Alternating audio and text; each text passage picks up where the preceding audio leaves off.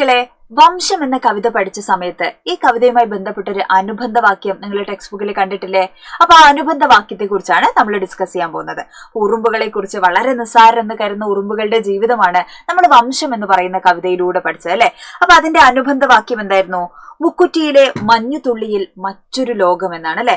അപ്പൊ എന്താണ് ഈ അനുബന്ധ വാക്യം? ഇതൊന്ന് ചോദ്യങ്ങൾ ഉണ്ടാവോ എന്നൊക്കെയുള്ള നമ്മുടെ സംശയമാണ്. നമുക്ക് ചിലപ്പോൾ എന്ത് ചെയ്യാം, ഈ അനുബന്ധ വാക്യങ്ങളിൽ നിന്ന് വരെ ചോദ്യങ്ങൾ ചോദിക്കാം അല്ലെ. അപ്പൊ നിസ്സാരമാണെന്ന് കരുതി നമ്മളിങ്ങനെ മാറ്റി നിർത്തേണ്ടതില്ല, അതും വളരെ പ്രാധാന്യത്തോടു കൂടെ പഠിക്കേണ്ടതുണ്ട് അല്ലെ.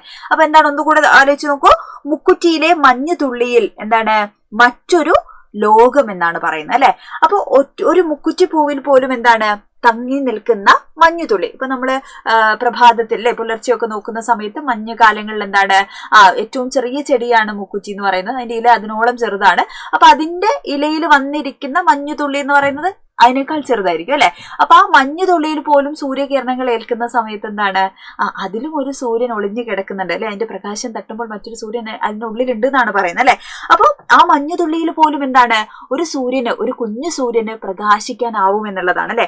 അവിടെയും എന്ത് ചെയ്യണു? മറ്റൊരു ലോകമുണ്ട്. അപ്പോ നിസാരം എന്ന് കരുതുന്ന പലതിൽ നിന്നും എന്താണ്? നമുക്ക് ഒരുപാട് കാര്യങ്ങൾ പഠിക്കാനുണ്ട് എന്നാണ് ഈ ഒരു അനുബന്ധ വാക്യം എന്ത് ചെയ്യുന്നത്? നമ്മളെ ഓർമ്മപ്പെടുത്തുന്നത്. നമ്മളുടെ കവിത വംശം ഏതൊക്കെ അല്ലെ, എന്തൊക്കെ കാര്യങ്ങളാണ് നമ്മളെ ഓർമ്മപ്പെടുത്തുന്നത്? ഉറുമ്പ് വളരെ നിസ്സാര ജീവിയാണെങ്കിലും അല്ലെ, അത് നമുക്ക് മാതൃകയാവുന്ന ഒരുപാട് വഴികളുണ്ട്. അതേപോലെ മുക്കുറ്റിയിൽ വീണിരിക്കുന്ന ഒരു കുഞ്ഞു മഞ്ഞുതുള്ളിയാണെങ്കിലും അല്ലെ, അതിൽ പോലും എന്താണ്?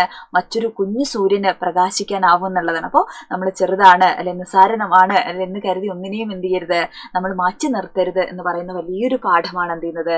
ഈ ഒരു കുഞ്ഞ് അനുബന്ധ വാക്യത്തിലൂടെ നമ്മൾ പഠിക്കുന്നത്.